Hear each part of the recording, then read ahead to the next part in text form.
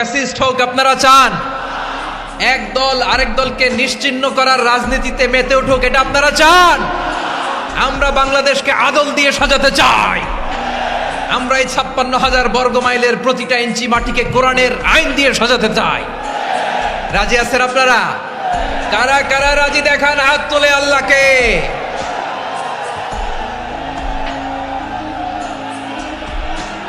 সাইয়েদনা আব্দুল্লাহ ইবনে মাসউদ রাদিয়াল্লাহু তাআলা আনহু উনি বলেছেন, ইন্নাহা মিন আজমাই আয়াতিল কুরআন, এটা কোরআনের সবচেয়ে জামে মানে আয়াত। যদিও ছোট্ট আয়াত, অল্প কিছু কথামালা, কিন্তু তিনি বলতেন এটা কোরআনের সবচাইতে জামে মানে সবচেয়ে কম্প্রিহেন্সিভ একটা আয়াত, যেখানে কথা কম, শব্দ কম, কিন্তু এটার দোতনা, এটার আবেদন, এটার মিনিং অনেক বেশি। সুবহানাল্লাহ। এই আয়াতে আল্লাহ তাআলা বেসিক্যালি আমাদেরকে 3টা বিষয়ে আদেশ করেছেন আর 3টা বিষয়ে বারণ করেছেন, মানে নিষেধ করেছেন। আওয়াজ করে বলুন, আদেশ করেছেন কয়টা? প্রিয় চট্টলার ভাইয়েরা, আমার মতো এই যে 3 আঙ্গুল উঁচু করে বলেন, আদেশ করেছেন কয়টা? আবার নিষেধও কয়টা? মানবো তো আমরা ইনশাআল্লাহ? বলেন সবাই। 3 do's and 3 don'ts, do's and don'ts, 3টা আদেশ, 3টা নিষেধ। এই 3টা আদেশ আর 3টা নিষেধের ভেতরে আল্লাহ তাআলা গোটা ইসলামী শরিয়ার মূল নির্যাসকে ঢুকিয়ে দিয়েছেন। সুবহানাল্লাহ। এই ছোট্ট একটা আয়াতে গোটা ইসলামী শরিয়ার, the gist, the cream of the creams, গোটা ইসলামী শরিয়ার মূল নির্যাসকে আল্লাহ ঢুকিয়ে দিয়েছেন। 3টা আদেশ আর 3টা নিষেধ। আসুন আমরা সরাসরি কোরআন থেকে শুনি, সবাই পড়ুন। আউযু বিল্লাহি মিনাশ শাইতানির রাজীম। বিসমিল্লাহির রাহমানির রাহিম। ইন্নাল্লাহা ইয়া'মুরু বিল আদলি ওয়াল ইহসানি ওয়া ইতাই যিল কুরবা وينهى عن الفحشاء والمنكر والبغي يعظكم لعلكم تذكرون।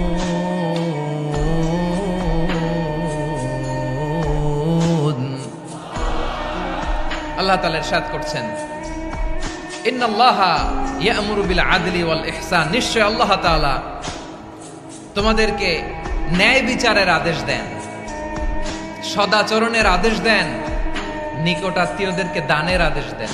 আদেশ কয়টা? আওয়াজ করে সবাই বলুন তো কয়টা? নিশ্চয় আল্লাহ তাআলা তোমাদেরকে ন্যায় বিচারের আদেশ দেন, সদাচরণের আদেশ দেন, তিনি তোমাদের নিকটাত্মীয়দেরকে দানের আদেশ দেন, আর তিনি তোমাদেরকে অশ্লীলতা থেকে নিষেধ করেন, মন্দ কাজ থেকে নিষেধ করেন, অবাধ্যতা সীমা লঙ্ঘন থেকে নিষেধ করেন। তিনি তোমাদেরকে উপদেশ দেন যাতে তোমরা শিক্ষা গ্রহণ করো। সুবহানাল্লাহ। উপদেশ দিচ্ছে স্বয়ং কে? 3টা জিনিসের আদেশ। ইয়া'মুরু বিল আদল,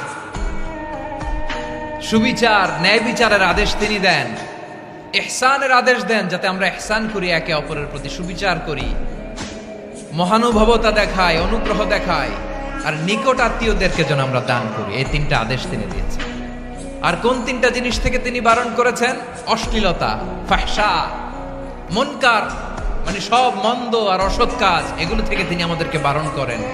ওয়াল বাগি, অবাধ্যতা, সীমা লঙ্ঘন, এই 3টা কাজ থেকে তিনি আমাদেরকে বারণ করেন। তিনি আমাদেরকে উপদেশ দেন, স্বয়ং আল্লাহ তাআলা আমাদেরকে উপদেশ দেন যাতে করে আমরা শিক্ষা গ্রহণ করি। সুবহানাল্লাহ পড়ে। তাহলে আসুন আমরা ধরে ধরে একটা একটা করে সামনের দিকে আগাই। আল্লাহ তাআলা প্রথমে আমাদেরকে আদেশ দিয়েছেন আদালের। ইন্নাল্লাহা ইয়া'মুরু বিল আদল। আওয়াজ করে বলুন আল আদাল। সবাই পড়ুন আল আদাল।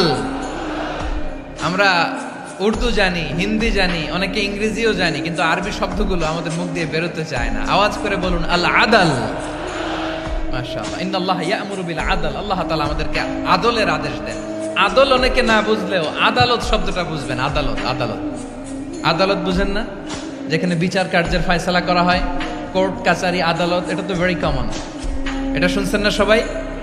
আদালত, যেখানে ন্যায় বিচার হবে, সুশাসন হবে। কিন্তু ভাগ্যের কি নির্মম পরিহাস, ওখান থেকে মিথ্যা সাক্ষী দিয়ে মনমতো রায় দিয়ে দেয়া হয়।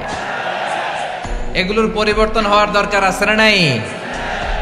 প্রিয় ভাইয়েরা, আদালত, আল আদ, ইংরেজিতে বলে জাস্টিস, ন্যায় বিচার, সুবিচার, সুশাসন, জাস্টিস, আল আদাল, সব জায়গায় এই জাস্টিস থাকা দরকার। Justice should be prevail in the society. The mission of all prophet was two uphold the justice. সব নবীর মিশন ছিল এই জাস্টিসকে, আদালকে, সুশাসন আর সুবিচারকে নিশ্চিত করা। পড়েন সুবহানাল্লাহ। And the core message of every divine scripture was to uphold justice.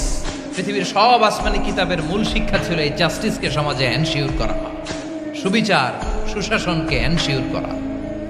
তাহলে প্রিয় ভাইরা, আমরা বুঝতে পারলাম আল আদ শব্দের মানে হচ্ছে ইনসাফ বা সুবিচার বা ন্যায় বিচার। এটা হচ্ছে একটা general meaning, very general meaning. আপনি যদি ইন ডেপথ বুঝতে চান, আরো ভেতরে যান, তাহলে আদাল মানে হচ্ছে সমন্বয়, আদাল মানে হচ্ছে ভারসাম্য, ব্যালেন্স। আদাল মানে হচ্ছে মধ্যম পন্থা। সুবহানাল্লাহ পড়ে। কারণ সব সময় সমান সমান হইলেই সুবিচার হয় না। কথা কি বুঝতেছেন? ইসলামের দ্য কনসেপ্ট অফ আদাল, এটা এমন আদাল, এটা সব সময় সমান সমান নয়। যখন সমান সমান দেয়া দরকার, ইসলাম সমান সমান দেয়। যখন ব্যালেন্স করা দরকার, চেক এন্ড ব্যালেন্স, সমন্বয়, ভারসাম্য করা দরকার, তখন ইসলাম ভারসাম্য করে দেয়। এটার নাম আদাল। সুবহানাল্লাহ। সহজ করে আপনাদেরকে বুঝাই। যেমন ধরুন, একটা পরিবারের 3 জন সদস্য, স্বামী, স্ত্রী আর সন্তান। তাদের সকালবেলার ব্রেকফাস্টে স্বামীর, সকালের নাস্তায় স্বামীর 3টা রুটি লাগে, স্ত্রীর 2টা লাগে, আর সন্তানের 1টা রুটি লাগে। এখন আমি যদি সমান সমান করে আদল করতে চাই, সবাইকে যদি 3টা করে রুটি দেই, তাহলে স্বামী বেচারার জন্য ঠিক আছে? কি বলেন? কথা কি বুঝতেছেন না কষ্ট হয়ে যাচ্ছে? যদি সমান সমানের নিয়মে আগাই, তাহলে 3টা করে যদি রুটি দেই, স্বামীর জন্য ওকে, কিন্তু স্ত্রীর জন্য 1টা বেশি হয়ে যায়। আর সন্তানের জন্য কয়টা বেশি হয়? আচ্ছা, এই তো বুঝতেছেন, মাশাআল্লাহ। আচ্ছা, 2টা করে যদি সবাই রে দেয় সমান সমান নীতিতে, তাহলে স্ত্রীর জন্য, স্ত্রী বেচারির জন্য ঠিক আছে, কিন্তু স্বামীর কয়টা কম পড়ে? আর সন্তানের বেশি হয়ে যায় কয়টা? আচ্ছা, সমান সমান নীতিতে সবাইকে যদি সকালের নাস্তার জন্য 1টা করে রুটি দেই, সন্তানের জন্য ঠিক আছে, কিন্তু স্ত্রী বেচারির কম পড়ে কয়টা? স্বামীর কম পড়ে কয়টা? 2টা। কথা কি বুঝতেছেন? আর আমি যদি স্বামীকে দেই 3টা, স্ত্রীকে দেই 2টা, আর সন্তানকে দেই 1টা, তাহলে কারো অপচয় হবে না। যার যতটুকু দরকার ঠিক ততটুকুই কাজে লাগবে। চিল্লায় বলেন ঠিক কিনা? এটাই হচ্ছে ইসলামের আদাল, যেখানে যার যতটুকু দরকার তাকে সেখানে ঠিক ততটুকু দিয়ে দেওয়ার নামই হচ্ছে আদাল। চিল্লায় পড়েন আল্লাহু আকবার। রব্বুল আলামিন বলেন, ইউসিকুমুল্লাহু ফি আওলাদিকুম লিযযাকারি মিসলু হাযযিল উনসায়াইন। আল্লাহ তোমাদেরকে ওসিয়ত করেন, তোমাদেরকে আদেশ দেন, উত্তরাধিকার সম্পদ যখন বন্টন হবে, ছেলেরা যতটুকু পাবে, মেয়ে পাবে তার অর্ধেক। সুবহানাল্লাহ বলেন। দেখেন, ছেলে যতদূর, মেয়ে অর্ধেক, ছেলে ডবল পাবে। আপাত দৃষ্টিতে মনে হয় এখানে অবিচার হয়েছে, কিন্তু আসলে কি অবিচার হয়েছে? আপনি বিয়ের ক্ষেত্রে যান, ওইখানে আবার ছেলে মোহরানা দেয়, মেয়ে সেখানে মোহরানা পায়। তাহলে চেক এন্ড ব্যালেন্স, ভারসাম্য, ব্যালেন্স, মধ্যম পন্থা এখানে আছে না নাই? এটাই হচ্ছে ইসলামের আদল। আল্লাহ তাআলা এই আদলের আদেশ দিয়েছেন, সুবিচার, ন্যায় বিচার, সুশাসন এবং ভারসাম্যের আদেশ দিয়েছেন। প্রিয় ভাইয়েরা, একটি শান্তিময় সমাজ, একটা সমৃদ্ধ সমাজ, একটা মানবিক সমাজ যদি আমরা পেতে চাই, এই আয়াতের মধ্যে যতগুলো পয়েন্ট আছে সবগুলোর বাস্তবায়ন লাগবে। কথা বুঝতে পেরেছেন? বলেন, আওয়াজ করে বলেন, আমরা একটা শান্তির সমাজ চাই কি চাই না? আমরা একটা সমৃদ্ধ বাংলাদেশ চাই কি চাই না? আমরা একটা মানবিক বাংলাদেশ চাই কি চাই না? এই আয়াতে আল্লাহ তাআলা একটা মানবিক সমাজের রূপরেখা টেনেছেন। তার প্রথম কথা হচ্ছে, ইন্নাল্লাহা ইয়ামুরু বিল আদল। আল্লাহ তাআলা তোমাদেরকে আদলের নির্দেশনা দেয়, সুবিচার, সুশাসনের নির্দেশনা দেয়। যে সমাজে আদল থাকে না, সেই সমাজে জুলুম মানুষের ঘাড়ে চেপে বসে। আদলের বিপরীত হচ্ছে জুলুম। আদলের বিপরীত কি? জুলুম বা যাও, অত্যাচার, অবিচার, বৈষম্য। এই যে বৈষম্য বিরোধী ছাত্র আন্দোলন কেমন পড়ছে? এই যে একজন সমন্বয়ক তো দেখা করলো আমার সাথে। জুলুম মানে হচ্ছে বৈষম্য। বৈষম্যের স্থান ইসলামে নাই, অবিচারের স্থান ইসলামে নাই, জুলুমের স্থান ইসলামে নাই। আল্লাহ তাআলা বলেন যে আমি জুলুমকে নিজের জন্য হারাম করেছি এবং তোমাদের জন্য হারাম করেছি। বিশ্বনবী ফরমান, আল্লাহ তাআলা বলেন হাদিসে কুদসিতে, ইয়া ইবাদি ইন্নী হারামতুয যুলমা আলা নাফসি ওয়া জাআলতুহু বাইনাকুম মুহাররামান ফালা তাযালামু। আমার গোলামেরা শোনো, নিশ্চয় আমি আল্লাহ তাআলা জুলুমকে আমি আমার উপরে হারাম করেছি, অনুরূপভাবে জুলুম করাকে তোমাদের উপরেও হারাম করেছি। ফলে ফালা তাযালামু, তোমরা একে অপরের সাথে জুলুম করো না। নির্দেশনাটা কার? খবরদার, জুলুমের সাথে আমাদের কোনো সম্পর্ক নাই। আল্লাহ তাআলা আদলের আদেশ দিয়েছেন, আদালতের আদেশ দিয়েছেন, সুশাসনের, ন্যায় বিচারের আদেশ দিয়েছেন। ইন্নাল্লাহা ইয়ামুরু বিল আদল, আমাদেরকে আদল প্রতিষ্ঠা করতে হবে। জুলুমের সাথে ইসলামের কোনো সম্পর্ক নাই। আল্লাহ তাআলা জালিমদের জন্য কঠিন শাস্তি প্রস্তুত করে রেখেছেন। যারা এই আদলকে ভুলুণ্ঠিত, কখন রাত কিচ্ছু জানে না, কখন দিন কখন রাত কিছু জানে না, বছরের পর বছর কেটে গিয়েছে। এক্সট্রা জুডিশিয়াল কিলিং এর কোনো হিসাব নাই, বিচার বহির্ভূত হত্যা, এনফোর্স ডিসঅ্যাপিয়ারেন্স, গুম, যেটা সবচাইতে বড় মানবতা বিরোধী অপরাধ। কত মানুষ যে গুম হয়েছে তার কোনো ইয়ত্তা নাই। যেই ফ্যামিলির সদস্য গুম হয়েছে তারা কি ওই লোকটার জন্য মাগফিরাতের দোয়া করবে নাকি সুস্বাস্থ্যের দোয়া করবে তারা নিজেরাও জানতো না, কারণ জানে না ও বেঁচে আছে না মরে গেছে। আহা, বিডিআর নওজোয়ানদের যারা ছাড়া পেল দেখলাম, বিনা অপরাধে, কোনো অন্যায় ছাড়া, অপরাধ ছাড়া তাদের জীবন থেকে, তাদের তারুণ্যের, তাদের যৌবনের 15 বছর, 16 বছর, 17 বছর নাই। 6 মাস বয়সের ছোট বাচ্চাকে রেখে জেলে গেছে। 6 মাসের মেয়ে বেরোয় দেখে মেয়ের বয়স 17 বছর। মেয়ে বাবারে চিনে না, বাবা মেয়েরে চিনে না। মেয়েকে এখন বিয়ে দিয়ে আরেক ছেলের হাতে তুলে দিবে। মেয়ের শৈশব বাবা দেখে নাই, মেয়ের কৈশোর বাবা দেখে নাই, মেয়ের তারুণ্য দেখে নাই। আরেক যুবককে দেখলাম 14 বছরের 14 দিনের সংসার, 2 সপ্তাহের সংসার শেষে জেলে গেছে। কত যুবকের যে স্ত্রী চলে গিয়েছে ফ্যামিলি ছেড়ে, কারণ জানে না তো কবে আসবে, কি হবে, কেউ জানতো না। দাম্পত্য জীবনের মাত্র 14 দিনের স্মৃতি, এই স্মৃতিকে আঁকড়ে ধরে এক বোন 16টা বছর, 17টা বছর কাটিয়ে দিয়েছে। আমি নিউজটা দেখে ভাবলাম, আমার এই বোনের প্রতিটি দিন কিভাবে কেটেছে, প্রতিটি রাত কিভাবে কেটেছে, প্রতিটি ক্ষণ কিভাবে কেটেছে। বিশ্বনবী বলেছেন, ইত্তাকি দাওয়াতাল মাজলুম ফাইন্না লাইসা বাইনাহু ওয়া বাইনাল্লাহি হিজাব। মাজলুমের কান্নাকে ভয় করো, কারণ মাজলুমের কান্না আর আল্লাহর মাঝে কোনো পর্দা থাকে না। আমরা আর এরকম কোন জুলুম বাংলাদেশে দেখতে চাই না। জোরে বলেন ঠিক কিনা? আর কেউ নতুন করে জালিম হোক আপনারা চান? আবার নতুন করে কেউ ফ্যাসিস্ট হোক আপনারা চান? এক দল আরেক দলকে নিশ্চিহ্ন করার রাজনীতিতে মেতে উঠুক, এটা আপনারা চান?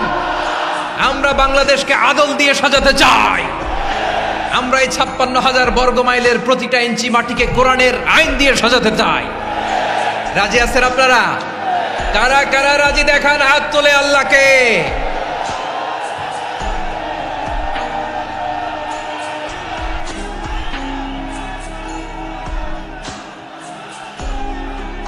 বসুন আমার প্রিয় বীর চট্টলার তৌহিদি মুসলমান, আমরা আর নতুন করে কেউ জালিম হোক এটা চাই না, নতুন করে আবার কেউ ফ্যাসিস্ট হোক আমরা চাই না, এক দল আরেক দলকে নিশ্চিহ্ন করার রাজনীতি করুক আমরা চাই না। আমরা সুশাসনের বাংলাদেশ চাই, আমরা মানবিক বাংলাদেশ চাই, আমরা একটা সমৃদ্ধ বাংলাদেশ চাই, আমরা বিশ্বের বুকে সম্মান নিয়ে মাথা উঁচু করে দাঁড়াতে চাই। ঠিক কিনা বলেন? আল্লাহ বললেন, এটা যদি তোমরা চাও একটা সমৃদ্ধ সমাজ যদি বিনির্মাণ করতে চাও, মানবিক সমাজ যদি বিনির্মাণ করতে চাও, আমি তোমাদেরকে সেজন্য প্রথমে আদালতের নির্দেশ দিলাম। ইন্নাল্লাহা ইয়া'মুরু বিল আদল, নিশ্চয় আল্লাহ তাআলা তোমাদেরকে ন্যায় বিচার সুশাসন এটার আদেশ দেন। সুবহানাল্লাহ। আদাল, ন্যায় বিচারের আদেশ আল্লাহ তাআলা কোরআনের বিভিন্ন আয়াতে দিয়েছেন। আল্লাহ তাআলা বলছেন, ইন্নাল্লাহা يأمركم أن تؤدوا الأمانات إلى أهلها وإذا حكمتم بين الناس أن تحكموا بالعدل إن الله نعم ما يعظكم به إن الله كان سميعا بصيرا। আল্লাহ তাআলা বললেন, আল্লাহ আদেশ দিচ্ছেন যে ব্যক্তি আমানতের হকদার তার হাতে তোমরা আমানত পৌঁছে দাও। আর যখন তোমরা বিচার কার্য করবে, বিচার ফয়সালা করবে, আদালতের সাথে করো। সুবহানাল্লাহ বলে, ওয়াইদা হাকামতুম বাইনান নাসি আন তাহকুমু বিল আদল, আদালতের সাথে করবা। আল্লাহ তাআলা বলেন, যারা জাজ হবে, বিচারক হবে, তাদের যদি বাদী বিবাদীর কারো সাথে শত্রুতা থাকে, কারো সাথে যদি কোনো ধরনের রেষারেষি থাকে, আল্লাহ বলেন বিচার কার্য করতে যে ওই শত্রুতা রেষারেষির কারণে আদালতের বাইরে যে অবিচার করে বিচার করো না।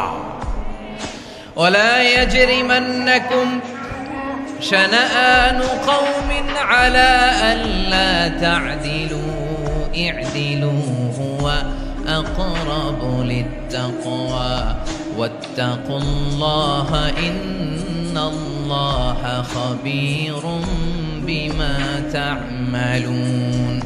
খবরদার কোন জাতির প্রতি, কোন গোষ্ঠীর প্রতি, কোন গোত্রের প্রতি আক্রোশ যেন তোমাদেরকে ন্যায় বিচার থেকে দূরে সরিয়ে না দেয়, বরং আমি আল্লাহর আদেশ হলো ই'দিলু, তোমরা আদল করো, ন্যায় বিচার করো, সুবিচার করো, সুশাসন প্রতিষ্ঠা করো।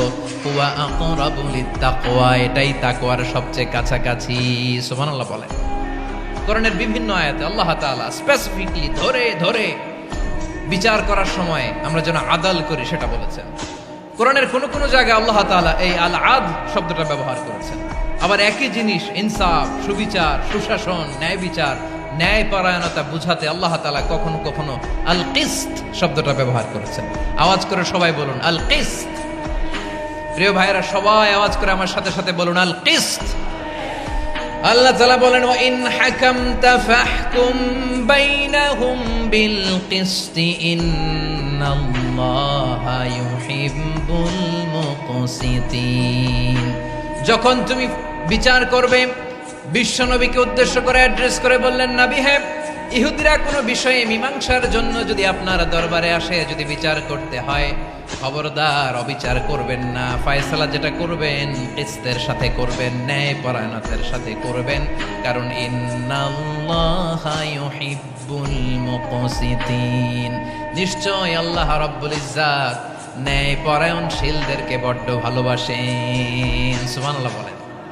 ন্যায় পরায়ণ লোকদেরকে আল্লাহ তাআলা বড্ড ভালোবাসেন। অন্য আয়াতে আল্লাহ তাআলা বলছেন, وَنَضَعُ الْمَوَازِينَ الْقِسْطَ لِيَوْمِ الْقِيَامَةِ فَلَا تُظْلَمُ نَفْسٌ شَيْئًا। আমি কিয়ামতের দিন ন্যায় পরায়ণতার মানদণ্ড স্থাপন করব, যেটাকে আমরা মিজানের পাল্লা বলি। আল্লাহ বলেন, ন্যায় বিচারের মানদণ্ড কিয়ামতের ময়দানে আমি আল্লাহ স্থাপন করব। সেদিন কারো প্রতি বিন্দু পরিমাণ, এক চুল পরিমাণ অবিচার করা হবে না, কোনো অবিচার করা হবে না। সেদিন সুশাসন হবে, সুবিচার হবে, ন্যায় পরায়ণতার সাথে বিচার হবে। আওয়াজ করে পড়েন আল্লাহু আকবার। তাহলে প্রিয় ভাইরা, যে তিনটি বিষয়ে আল্লাহ তাআলা আমাদেরকে আদেশ দিয়েছেন, তার প্রথমটা হচ্ছে আদালত, ইনসাফ, সুবিচার, ন্যায় বিচার। এটা আমরা চাই কি চাই না? বিশ্বনবী ন্যায় বিচার, ন্যায় পরায়ণতা, সুশাসন প্রতিষ্ঠিত করেন কি করেন নাই? আপনারা বিশ্বনবীর সিরাত যারা পড়েছেন, আপনি দেখবেন বিশ্বনবীর সিরাতের পরতে পরতে, বাঁকে বাঁকে, সিরাতের বাঁকে বাঁকে এই আদালতের নমুনা মেলে। সুবহানাল্লাহ বলেন। ছোট্ট একটা নমুনা রাসূল সাল্লাল্লাহু আলাইহি ওয়াসাল্লামের আসসিরা আল আতরা থেকে ছোট্ট একটা নমুনা আপনাদের খেদমতে এখানে উপস্থাপন করি। বিশ্বনবী সাল্লাল্লাহু আলাইহি ওয়াসাল্লাম মক্কা বিজয় করলেন ৮ম হিজরিতে। মক্কা বিজয় শেষে তিনি কয়েক সপ্তাহ মক্কাতে অবস্থান করলেন। ইন দ্য মিন টাইম মক্কার একটা ভেরি প্রেস্টিজিয়াস এন্ড ডিগনিফাইড ফ্যামিলির নারী চুরিতে ধরা পড়ল। কিসে ধরা পড়ল? সবাই বলেন কিসে? আমাদের সমাজে আসেনি এটা? আছে? ছোট না বড়? হ্যাঁ, হিসাব করে শেষ করা যায় না। ৩.৫ লাখ কোটি টাকা নাই উন্নয়ন প্রকল্পের নামে। উন্নয়ন প্রকল্পের নামে ৩.৫ লাখ কোটি টাকা নাই। ৩.৫ লাখ কোটি টাকা লিখতে পারবেন আপনি? এক টানে লিখতে পারবেন? বুঝতেছেন কত বড় সংখ্যা? হ্যাঁ? বনু মাখজুমিয়া গোত্রের এক নারী মক্কায় চুরিতে ধরা পড়ল। বলেন তো চুরি করলে বিধান কি? কি কাটতে হবে? চুরির বিধান হলো হাত কেটে দাও। তাও সেটা গোপনে নয়, প্রকাশ্যে জনসম্মুখে হাত কেটে দাও। বনু মাখজুমিয়া গোত্রের নারী যখন চুরিতে ধরা পড়লো, সাহাবারা চিন্তায় পড়ে গেলেন। সবেমাত্র মক্কার লোকেরা কালিমা পড়ে মুসলমান হয়েছে, ইসলামের আইন কানুন তেমন জানে না, ইসলামী শরিয়ার সাথে বেশি পরিচিত নয়। এখন যদি বিশ্বনবী চুরির যেই বিধান এটা যদি কায়েম করে হাত যদি কেটে দেয়, না জানি মক্কার লোকেরা আবার বিগড়ে যায়, না জানি মক্কার লোকেরা আবার মুরতাদ হয়ে যায়, না জানি মক্কার লোকেরা ইসলাম থেকে দূরে সরে যায়। চলো চলো সাহাবীরা মিলে পরামর্শ করলেন, চলো বিশ্বনবীর কাছে যে বলি, ও নবী, শুধু কেবলমাত্র একমাত্র এই নারীর জন্য চুরির হাত কাটার বিধানটা আপনি একটু থামিয়ে দেন। চুরির হাত কাটার যে বিধান এখানে একটু রহিত করে দেন, বাকিগুলা কইরেন মদিনাতে যে চলবে, কিন্তু মক্কায় এবারের জন্য মাফ করে দেন। কিন্তু কে বলবে? এই যে পরামর্শ, সাজেশন, এটা কে দিবে বিশ্বনবীর কাছে? সাহাবারা চিন্তায় পড়ে গেলেন। আল্লাহর নবীর সামনে দাঁড়িয়ে আল্লাহর দেয়া হুদুদ, আল্লাহর দেয়া বিধান থামিয়ে দেওয়া, মাফ করে দেওয়া, এই কথা বিশ্বনবীর সামনে বলার সাহস তো কেউ রাখে না। কেউ কেউ বলল, বিশ্বনবীর পালক পুত্র যায়েদ বিন হারেসার সন্তান উসামারে বিশ্বনবী নাতির মতো আদর করে, বড্ড বেশি ভালোবাসে উসামারে। এজন্য সাহাবারা উসামাকে বলতো হিব্বু রাসূলিল্লাহ, বিশ্বনবীর ভালোবাসা। কি বলতো? সাহাবীরা বললেন, বিশ্বনবীর ভালোবাসা হিব্বু রাসূলিল্লাহ, উসামারে পাঠাও। উসামারে বিশ্বনবী নাতির মতো স্নেহ করে, মায়া করে, ভালোবাসে। আমরা পারবো না, উসামা পারবে। সবাই মিলে ফুলিয়ে ফুসিয়ে ওসামাকে, ছোট্ট ওসামাকে রাজি করালো। ওসামা এমন এমন কথা যে তুমি বিশ্বনবীর কাছে বলতে হবে, পারবা নাকি? ওসামা বলে, পারবো। সাইয়েদনা ওসামা রাদিয়াল্লাহু তাআলা আনহু তরুণ সাহাবী বিশ্বনবীর কাছে গেলেন, যে বললেন, নবী, বনু মাখজুমিয়া গোত্রের এক নারী চুরিতে ধরা পড়েছে, এবারের জন্য কি এই মহিলাটারে মাফ করে দিলে হয় না? এবারের জন্য একটু ক্ষমা করা যায় না নবী? বিশ্বনবী বলেন, আতাশফাউ ফি হাদ্দিম মিন হুদুদিল্লাহ, তোমার এত বড় সাহস উসামা, তুমি আল্লাহর হাত, আল্লাহর দেয়া বিধান, এটার ব্যাপারে সুপারিশ করতে এসেছো? তোমরা কি জানো তোমাদের আগে যত কওম, যত গোত্র, যত জনপদ ধ্বংস হয়েছে তার কারণ ছিল তাদের মধ্যে গরিবরা অন্যায় করলে তারা বিচার করত, আর ধনীরা অন্যায় করলে তারা মাফ করে দিত। খবরদার! ওয়া আইমুল্লাহ লাউ আন্না ফাতিমাতা বিনতি মুহাম্মাদিন সারাকাত লাকাতা মুহাম্মাদুন ইয়াদাহা। বিশ্বনবী বললেন, ওরে ওসামা, বানু মাখজুমিয়ার ওই প্রেস্টিজিয়াস এন্ড ডিগনিফাইড ফ্যামিলির মেয়ে তো দূর কি বাত, অনেক দূরের কথা। জেনে রেখো ওসামা, আমার কলিজার টুকরা নয়নের পুটুলি ফাতেমাও যদি মক্কার জমিনে আজকে এই চুরির দায়ে ধরা পড়তো, আমি বিশ্বনবী মুহাম্মাদুর রাসূলুল্লাহ ধরে ফাতেমার ডান হাতটা কেটে দিতে এক বিলম্ব দেরি করতাম না। ইন্নাল্লাহা ইয়া'মুরু বিল আদল, আমাদেরকে জাস্টিস শিখায় পশ্চিমারা, আমাদেরকে ইনসাফ শিখায়, আমাদেরকে সুশাসন শিখায়। আর ইনসাফ, সুশাসন, ন্যায় বিচার, সুবিচার, জাস্টিস কারে বলে বিশ্বনবীর বায়োগ্রাফি থেকে জেনে নাও।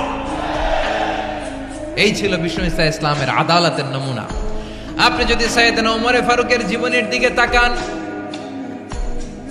এমন কঠোর এমন বীর সেনানী ছিলেন। সাইয়েদনা ওমরে ফারুক যদি রাস্তার এই মাথা দিয়ে হাঁটা শুরু করতেন, শয়তান ওমরে ফারুককে দেখলে ওই রাস্তা রেখে দিয়ে অন্য রাস্তা দিয়ে হাঁটতো। সুবহানাল্লাহ। ওমরে ফারুক রাদিয়াল্লাহু তাআলা আনহু কি পার্সোনালিটি ছিল, কি পার্সোনালিটি। আমাদের এলাকায় ছোট বাচ্চারা রাতে ভাত খেতে চায় না, আমার মেয়েটাও খেতে চায় না। এই এটা দিব ওইটা দিব, আজকে মাহফিলে আসার সময় বলে দিছে লিস্ট করে এটা এটা আনতে হবে। তো ছোট্ট বাচ্চাদের অনেক বায়না থাকে, ওরা রাতে খেতে চায় না। তো মায়েরা বিভিন্ন ভয় দেখায়, এই বাঘ আসবে খাও, এই ভূত আসবে খাও। আপনারা কি বলেন চট্টগ্রামে? কি আসবে? হ্যাঁ, ভূত ভূত ভূত আসবে, বাঘ আসবে, খাও খাও খাও, তাড়াতাড়ি খাও। তো বাচ্চারা এগুলো শুনে ভয়ে খেতে শুরু করে। মদিনার জমিনেও একই ঘটনা ঘটতো। মদিনার ছোট্ট ছোট্ট সোনামণিরা খেতে চাইতো না। তো মায়েরা বলতো, হা হুয়া ইয়াতি উমর, হা হুয়া ইয়াতি উমর, ওই যে উমর আসতেছে, উমর। ওমরে ফারুকের কথা শুনলেই বাচ্চারা একেবারে ঠান্ডা। সুবহানাল্লাহ পড়বেন না? প্রভু তুমি বলেছ রাসূল দেবে না, বলনি দেবে না ওমর, বলনি দেবে না হামজা তারি, খালিদ বিজয় সমর। প্রভু তুমি বলেছ রাসূল দেবে না, বলনি দেবে না ওমর, বলনি দেবে না হামজা তারি, খালিদ বিজয় সমর। প্রভু তুমি বলেছ রাসূল দেবে না। আল্লাহু আকবার। ওমর ফারুক রাদিয়াল্লাহু তাআলা আনহু, ওনার কথা শুনলে গায়ের মধ্যে গুজবাম হয়, গায়ের পশমগুলো দাঁড়িয়ে যায়। সুবহানাল্লাহ বলেন। কি পার্সোনালিটি ছিল, কি ব্যক্তিত্ব ছিল। মুনাফিকরা ওমর ফারুককে জমের মতো ভয় পেতেন। শয়তান, খোদ শয়তান এই রাস্তা দিয়ে আসলে শয়তান অন্য রাস্তা দিয়ে হাঁটতো। ওমর ফারুক রাদিয়াল্লাহু তাআলা আনহুর জীবনে যদি দেখেন, তাহলে সেখানে আপনি আদালতের, ইনসাফের, সুশাসনের, জাস্টিসের নমুনা দেখতে পাবেন। কয়টা শুনবেন? সাইয়েদনা ওমর ফারুকের রাদিয়াল্লাহু তাআলা আনহুর সন্তান আব্দুর রহমান মিশরে মদ খেয়ে মদ্যপ অবস্থায় ধরা পড়েছে। মদ খাওয়ার কারণে, মদ যদি কেউ পান করে আর যদি প্রমাণিত হয়, তার বিচার হলো 80 বেত। আওয়াজ করে বলেন কয় বেত? বাংলাদেশেও তো এই আইন আছে নাকি? বাংলাদেশে আছে? হ্যাঁ, মদ খাইলে 80 বেত, এই আইন বাংলাদেশে চালু হোক। আমরা চাই কি চাই না? চাই সবাই। এজন্যই তো ইসলাম ভাল লাগে না। ইসলামকে ভাল লাগে না। ইসলামকে আউট করে রাখতে পারলেই তো এরকম বড় বড় বোতল খাওয়া যায়। একেবারে সহজ, পানির মতো সহজ, হিসাব একেবারে সহজ। ওমর ফারুক রাদিয়াল্লাহু তাআলা আনহুর ছেলে ভুল করে মদ পান করে ফেলেছিলেন। আব্দুর রহমান, ঘটনা ঘটেছে মিশরে। মিশরের গভর্নর তখন আমর ইবনে আস রাদিয়াল্লাহু তাআলা আনহু। আব্দুর রহমানের ভাই যে গভর্নরকে বলল, গভর্নর যদি একটু দয়া করেন, খলিফার ছেলে আমার ভাই আব্দুর রহমান মদ্যপ অবস্থায় ধরা পড়েছে, জনসম্মুখে যদি আপনি বেত্রাঘাত করেন আমাদের প্রেস্টিজ থাকে না, যদি 80 বেত আপনি মারেন আমার কোনো কথা নাই, কিন্তু ঘরের ভেতরে মারেন। আব্দুর রহমানের ভাইয়ের সুপারিশ শুনে সাইয়েদনা আমর ইবনে আস রাদিয়াল্লাহু তাআলা আনহু রাজি হয়ে গেলেন। ঘরের ভেতরে লোকচক্ষুর আড়ালে 80 বেত তিনি মানলেন। কিন্তু ঘটনাক্রমে এই কথা লুকিয়ে লুকিয়ে ঘরের ভেতরে 80 বেত মারার কথা সাইয়েদনা ওমর ফারুক মদিনা থেকে জানতে পারলেন। মদিনা থেকে তিনি ফরমান জারি করলেন, এই বিচার যেমনটি আমর ইবনে আস আদায় করেছে, এটা প্রকৃতপক্ষে আদায় হয় নাই। আসো সবাই মদিনায় আসো, আমর ইবনে আস মদিনায় আসো, আব্দুর রহমানও আসো, সবাই আসো, জনসম্মুখে এই বিচার কার্যকর করতে হবে। সাইয়েদনা ওমর ফারুক মসজিদে নববীর পিলারের মধ্যে নিজের ছেলেকে বাঁধলেন, আবার জনসম্মুখে 80টা বেত তার গায়ের মধ্যে মারলেন। মাজমুয়ে ফাতাওয়া ইবনে তাইমিয়া রাহিমাহুল্লাহ উনি এটা নকল করেছেন। এটা সবচেয়ে বিশুদ্ধ মত। আরো অনেক মত আছে, মারা গেছে কবরের উপর, ওগুলো বাদই দিলাম। কেমন খলিফা ছিলেন, কেমন খলিফা! পশ্চিমারা তোমরা জাস্টিস আমাদেরকে শেখাও, ইনসাফ কারে বলে, সুশাসন আমাদেরকে তোমরা শিখাও। ওমর ফারুক রাদিয়াল্লাহু তাআলা ওই বিচারকে তিনি ধর্তব্য মনে করেন নাই। মদিনাতে এনে আবার জনসম্মুখে আবার আশীর্বাদ মেরেছেন। মিশরে ওমরে ফারুক রাদিয়াল্লাহু তাআলা আনহু আমর ইবনুল আসকে গভর্নর করে পাঠালেন। সেখানে আমর ইবনুল আসের ছেলে একটা প্রতিযোগিতায় রানার আপ হয়েছে। এক মিশরি সেখানে চ্যাম্পিয়ন হয়েছে। রানার আপ বুঝতে পেরেছেন তো? রানার আপ সেকেন্ড হয়েছে, এক মিশরি হয়েছে চ্যাম্পিয়ন প্রথম। কিন্তু গভর্নরের ছেলে ও জিততে পারে নাই। ও রাগে ওই মিশরির গায়ের মধ্যে কয়েকটা লাঠি দিয়ে বাড়ি মেরেছে। মিশরি যে মদিনাতে ওমরে ফারুকের কাছে বিচার দিলেন, আপনার গভর্নরের ছেলে অন্যায়ভাবে আমার গায়ে হাত তুলেছে। সাইয়েদনা ওমরে ফারুক আবার ফরমান জারি করলেন, আসো মদিনাতে আসো। মিশরীকে ডাকলেন। ওই মিশরের গভর্নর আমর ইবনুল আস রাদিয়াল্লাহু তাআলা আনহুকে ডাকলেন, তার ছেলেকেও ডাকলেন। সবাই বসে রইল। আমর ইবনুল আস রাদিয়াল্লাহু তাআলা আনহু মাথা নিচু করে বসে আছেন, লজ্জায় কাচুমাচু। হায় হায়, আজকে আমার ছেলের কারণে আমিরুল মুমিনিন খলিফাতুল মুসলিমিন ওমরে ফারুকের কাছে আমি জনসম্মুখে লজ্জিত হচ্ছি। সাইয়েদনা ওমরে ফারুক বললেন, এই নাও লাঠি। গভর্নরের ছেলে তোমার মাথার মধ্যে যতগুলো বাড়ি মেরেছে, আজকে জনসম্মুখে তুমি অতগুলা বাড়ি মারো। মিশরি বলে, থাক, আপনি যে ডেকে আনছেন সবার সামনে এটা বলছেন, এতেই আমি খুশি। আল্লাহু আকবার। আপনার মহানুভবতা দেখে আমি খুশি, আর অপমানের দরকার নাই। ওমরে ফারুক বলে, না, খবরদার, এই কথা মিশরি তুমি বলো না, মারো, যতগুলা বাড়ি মেরেছে মারো। বাধ্য হয়ে মিশরি আমর ইবনুল আসের সামনে ওনার কলিজার টুকরা সন্তানের মাথার মধ্যে বাড়ি মারতে আরম্ভ করলেন। ঠিক যতগুলা বাড়ি গভর্নরের ছেলে আমর ইবনুল আসের ছেলে মিশরির গায়ে মেরেছিল, মাথায় মেরেছিল, মিশরি গুনে গুনে ততটা মারলেন।